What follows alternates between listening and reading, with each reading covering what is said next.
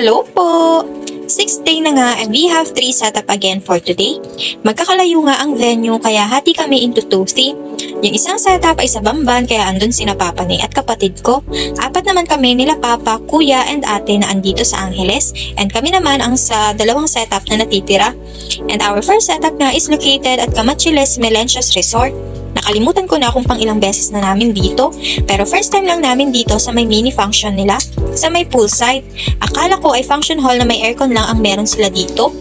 May pang small gatherings rin pala sila dito which is ito. Christening and first birthday nga ito. Backdrop setup ka lang dapat. Kaya lang ay biglang nagpa-additional ng tables and chairs covers with ribbons and toppers at saka centerpiece si client. Available din naman kaya nakapagdala na din kami. Kahit super rush at netong umaga lang din bago kami umalis na sabi.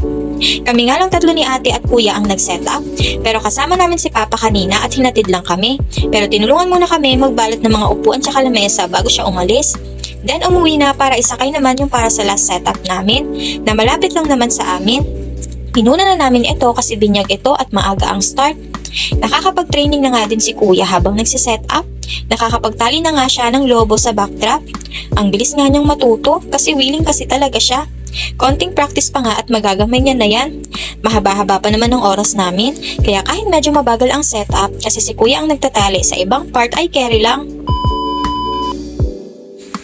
And here's the final look po and hanggang dito na lang. Thank you po and bye-bye!